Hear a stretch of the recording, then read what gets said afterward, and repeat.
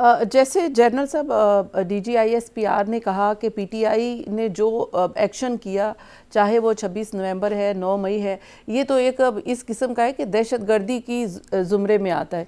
तो एक ऐसी जमात जो ऐसा रवैया रखती है, इंतशार का रवैया रखती है, उसको आप सियासी जमात समझते हैं कि वो सियासी जमात है? देखें, मकसद ये है कि सियासी जमातों का तो एक अपना मंशूर होता है, वो चलते हैं। हम ये जो बातें आप बता रही हैं ना कि मसलन 9 मई को हुआ या 26 को नवंबर को जो यलगार अटैक और जिस तरह के, ये एक इनफैक्ट मुल्क के अंदर एक म्यूटनी की कॉल थी। ये 9 मई भी और उससे पहले भी जो कुछ होता रहा, दिल ये था कि अंदर से तोड़ दिया जाए, फ़ौज को भी और इधर करो। तो ये तो मेरे ख्याल में पॉलिटिकल प्रोटेस्ट तो नहीं थी, ये तो एक बगावत है मुल्क के एक सिस्टम और उसकी सलामती के खिलाफ। तो देयरफॉर आई थिंक कि government will have to see, ideally कोई भी पॉलिटिकल पार्टी की डिमाइस पॉलिटिकल फील्ड में ही होनी चाहिए जहां इलेक्शन में उसको हराया जाए और उसको बात। लेकिन जो लोग कानून को हाथ में लेते हैं और एक गलत गुमराह करके सोशल मीडिया का गलत इस्तेमाल करके जो फॉरेन बैक्ड है, यहूदियों और हनूद का पीछा पैसा है और वही नैरेटिव बना रहे हैं और इंटेलिजेंस ऐसे, तो फिर government will have to think कि कौन सी पार्टी को कितना राइट है कि वो मुल्क में, और उसके हदूदों को यूज ज़रूर होने चाहिए। अच्छा जनरल साहब, जो कुछ पाक फ़ौज के तर्जुमान ने कहा, ये पॉलिटिकल गवर्नमेंट जो है वो उसको ऑन करती है, वो उससे मुत्तफिक है जो चार्जशीट उन्होंने PTI के खिलाफ दी। देखें, जो सिक्योरिटी के जो रिप्रेजेंटेटिव DGISPR ने जो कुछ कहा, वो चूँकि उनका कंसर्न है कौमी सलामती से, और कौमी सलामती का जो तकाज़े हैं वो सिर्फ ये नहीं होता कि फ़ौज जो है अपनी तलवारें निकाल ले या टैंक चला दे या मिसाइल चला दे। कौमी सलामती का अहाता मॉडर्न कॉन्सेप्ट में बहुत बड़ा है। आपकी इकनॉमिक सैंक्शंस आपके ऊपर लगती हैं, आपकी ये टेररिज्म की लानत है, आपके साइबर अटैक्स हैं, आपकी पॉलिटिकल डिवाइड को, आपकी जो पॉलिटिकल फॉल्ट लाइंस को एक्यूट करने के लिए पार्टियों को आपस में लड़ाने की बात है।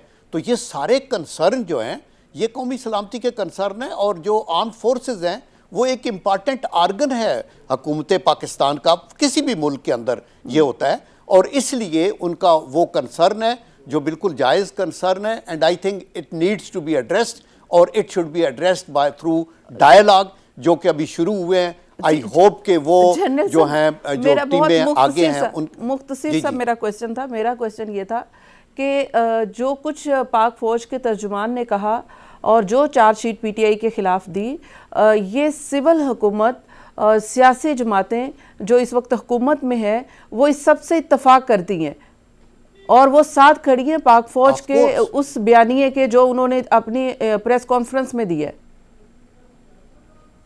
जी जी बिल्कुल, ऑफ कोर्स, अदरवाइज़ तो यानी आप देखें हुकूमत के वज़रा के अपने बयानात भी देख लें, कैबिनेट के अंदर भी देख लें, प्राइम मिनिस्टर के बयानात देख लें, ये नहीं, ये सारी चीज़ें सबके सामने हैं। और सिर्फ ये है कि हुकूमत नहीं, मैं आपको कहता हूँ ओवरवेलमिंग मेजॉरिटी ऑफ पाकिस्तानी कौम, दे डोंट वांट कि हम आपस में दस्तो गरेबान हो। हमारी कौम ये नहीं चाहती कि हमारे ऊपर दहशतगर्दी के अटैक हो तो हमारे जवान बच्चे और ट्रेंड सोल्जर शहीद हों। हम ये नहीं चाहते कि बैरूनी मुल्क से हमारे ऊपर रिस्ट्रिक्शन लगे और सैंक्शन लगे, मिसाइल लिए। तो इसलिए पूरी कौम की ये आवाज़ है और पूरी हुकूमत की आवाज़ है। And I am sure even opposition के अंदर जो मुहिब वतन लोग हैं, जो बहुत सारे हैं, वो भी तारीक इंसाफ की सफ़ों के अंदर जो रीज़नेबल सेन एलिमेंट्स हैं वो भी इसको समझते हैं। गाज़ा में बच्चे बूढ़े सब कुछ, यानी कितनी बड़ी जेनोसाइड हुई है, तो इनको परवाह नहीं है। यहाँ ह्यूमन राइट्स की वो है कि जी आपका मिलिट्री कोर्ट ने उन लोगों को क्यों ट्राई किया, प्रेशर तो ज़रूर आएगा, लेकिन जिंदा कौमें ये प्रेशर बर्दाश्त करती हैं। तो फौजी अदालतों में फैसले आए हैं, इसका भी बहुत तनकीद की गई है बैनुल-अक़वामी सतह पर और इंसानी हकूक़ की तंजीमों ने, और ना सिर्फ फौजी अदालतों के फ़ैसलों के हवाले से बल्कि अमेरिका में बहुत सारे जो सेनेटर्स हैं वो अब फ्री इमरान खान की मुहिम भी शुरू कर रहे हैं। तो अब नई रजीम जब आएगी वहाँ पर अमेरिका में, तो आप नहीं समझते कि प्रेशर तो मज़ीद बढ़ेगा? हमारे पॉलिटिकल जो स्ट्रक्चर है या जो पॉलिटिकल सिचुएशन है उसके ऊपर भी प्रेशर आएगा। ये सिर्फ बाकी हम कहेंगे हमारे जो तनसीबात ये है या मज़ाइल के ऊपर सेंक्शंस है, जो हमारे सियासी मामलात हैं इनके ऊपर भी असरात आएंगे। ये आप बिल्कुल ठीक बात कर रही हैं। पहली बात आपने की है मिलिट्री कोर्ट्स की क्रिटिसिज्म का। देखें, मिलिट्री कोर्ट्स दुनिया भर में काम करती रही हैं, जर्मनी में थे और वेस्टर्न यूरोपियन यूनियन और इस तरह मुल्कों के अंदर। और जब आपके मुल्क की सलामती एट स्टेक हो और आप समझें कि ये लोग हैं जो एट दी बेस हिट कर रहे हैं और ये बारूद भरना चाहते हैं, तो आप सारे मेजर लेते हैं। तो मिलिट्री कोर्ट्स तो एक आईनी, एक पार्लियामेंट के एक्ट के तहत आपका पाकिस्तान आर्मी एक्ट बना हुआ है और उसके मुताबिक आप चलते हैं। आप ये देखें कि जब अमेरिका ने अपने आप को थ्रेटेंड समझा कि जी 9/11 हो गया, तो उन्होंने गुआंतानामो बे बना दी क्यूबा के आइलैंड के ऊपर और अलग करके। तो क्या वो अभी ये जो सेनेटर एक कर रहे हैं, मुहिम चला रहे हैं, क्या वो बंद करा सके हैं? क्या वहाँ बेगुनाह लोगों को होगा? यहाँ तो अल्लाह का करम है, ये जो लोग ट्राई हो रहे हैं, हुए हैं जो, इनको एक तो वकील की सहूलत, फिर इनका जुडिशल रिव्यू हो सकता है, फिर इनके केसेस जैसे कल DGISPR ने भी कहा हाई कोर्ट में, सुप्रीम कोर्ट में जाएंगे। तो आप ये ना देखें कि ये तनकीद इन लोगों के साथ हमदर्दी के तौर पे है। ये तनकीद पाकिस्तान को डिस्टेबलाइज करने के लिए है। इनको हर चीज़ में यही मगरबी ताकतें किंगडम को भी सपोर्ट करती हैं, शेखडम को भी करती हैं, गाजा में बच्चे बूढ़े सब कुछ, यानी कितनी बड़ी जेनोसाइड हुई है। तो इनको परवाह नहीं है। यहाँ ह्यूमन राइट्स की वो है कि जी आपका मिलिट्री कोर्ट ने उन लोगों को क्यों ट्राई किया जिन्होंने आपकी तनसीबात पे हमले किए। तो मेरे ख्याल में हम ये प्रेशर, आप ठीक कहती हैं, प्रेशर तो ज़रूर आएगा, लेकिन जिंदा कौमें ये प्रेशर बर्दाश्त करती हैं। हमारे मफाद में था न्यूक्लियर एक्सप्लोजन, तो आपने देखा कि अमेरिकन हुकूमत ने पूरा टिल लगाया था। तो नवाज शरीफ साहब की उस वक्त हुकूमत थी, पूरी कौम की रजा के साथ सबसे सलाह करके तो हमने न्यूक्लियर दी, बिकॉज ये हमारे इंटरेस्ट में। इसी तरह मिसाइल का जो है वो इंडिया ने शुरू किया तो हमें करना पड़ा, और इससे अमेरिका बिल्कुल थ्रेटन नहीं होता।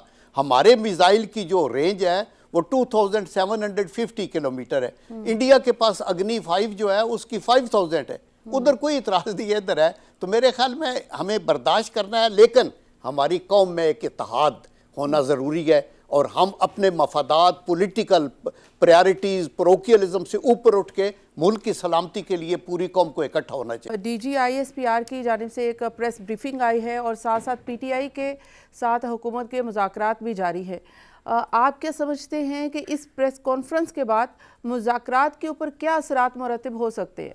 देखिए, प्रेस कॉन्फ्रेंस तो बुनियादी तौर पे इन हालात के ऊपर जो हमारी सर्विसेज हैं उनका क्या व्यू पॉइंट है, वो इंटर सर्विसेज ये वो हमारे ISPR ने दिया है। तो मुज़ाकरात के ऊपर इसका ख़राब असर तो नहीं पड़ना चाहिए, बिकॉज़ मुज़ाकरात के बग़ैर तो कोई हल नहीं है, और मुज़ाकरात ही एक वे फॉरवर्ड है जिसको आगे लेके चलना होगा। तो मेरे ख्याल में ये उन्होंने अपने तौर पे एक व्यू पॉइंट दिया है, और सिक्योरिटी एजेंसीज़ जब थ्रेट्स को हाईलाइट करती हैं और सारी चीज़ें बताती हैं तो वो क्रिस्टल क्लियर है फॉर एवरीबॉडी। लेकिन पॉलिटिकल लोगों को यही चाहिए कि सर जोड़ के बैठें और आगे का रास्ता तलाश करें। ये तो बिल्कुल, ये साथ साथ ये भी कहा गया है DG साहब की जानिब से कि ये खुश आइंद है कि जो सियासतदान है वो बातचीत कर रहे हैं, ये खुश आइंद करार दी है। लेकिन हमने देखा है कि राना सनाउल्लाह साहब हों या फिर PMLN के दीगर रहनुमा ये बात कहते रहे हैं कि मुज़ाकरात तमाम स्टेक होल्डर के रजामंदी से होंगे, यानी कि उसमें इस्टेब्लिशमेंट की भी रजामंदी शामिल होगी। तो जिस तरह की प्रेस कॉन्फ्रेंस की गई है, जो PTI के ऊपर चार्जशीट किया गया है, क्या इस्टेब्लिशमेंट की रजामंदी शामिल है? या देखिए, आपने खुद ही इसका जवाब दिया है ना कि DGISPR ने अपनी गुफ्तगू में यही कहा है कि मुज़ाकरात एक अच्छी बात है और मुज़ाकरात ही होने चाहिए। देखिए बीबी, आपके नाजरीन के लिए मैं यहाँ ये बताऊँ, एक वेस्टर्न मुफक्कर जो है ना, उसने ये कहा था कि it is not what happens to you that really matters but how you behave while it is happening. आज हमारे साथ जो कुछ हो रहा है वो तो हम हालत जंग में हैं। अभी हमें देखना है कि हमारा कंडक्ट उसमें क्या होगा, और उस कंडक्ट में फोरमोस्ट चीज़ ये है कि मुल्क के अंदर यकजहती हो, यगानगत हो, और हम ये एक्सटर्नल एनिमीज़ का मुकाबला करने के लिए हम तैयार करें। ये जो आपके टेररिज्म के अटैक हो रहे हैं, इनको आइसोलेशन में ना देखें, इसको लिंक करें कि वहाँ सीरिया में क्या हो रहा है, इसराइल की क्या इंटेंशंस हैं, आपकी मिसाइल की जो सैंक्शंस आपके ऊपर लग रही हैं वो किस तरह की हैं और उनका क्या मुद्दा है, उसका टाइमिंग क्या है। तो ये होलसम है, और मेरे ख्याल में हमारे जो सिक्योरिटी के अदारे हैं उनको इसका पूरा एहसास है और हुकूमत को भी है। तो that is why it is best के बैठ के मसाइल को अंदर भी हल किया जाए। जब आप मजबूत होंगे तो आप गुफ्तगू भी मजबूत करेंगे सफारती सतह पे, एंड सेकेंडली आप अफ़गानिस्तान के साथ भी पॉलिटिकली और डिप्लोमेटिकली इंगेज करें, ताकि उनको भी बताया जाए कि ये हमें नाकाबिल कबूल है कि आपकी सरजमीन हमारे ख़िलाफ़ टेररिज्म के लिए इस्तेमाल होती है। तो ये सारी चीज़ें आई एम श्योर कि जब ये मीटिंग्स होंगी तो इसको हाईलाइट किया जाएगा।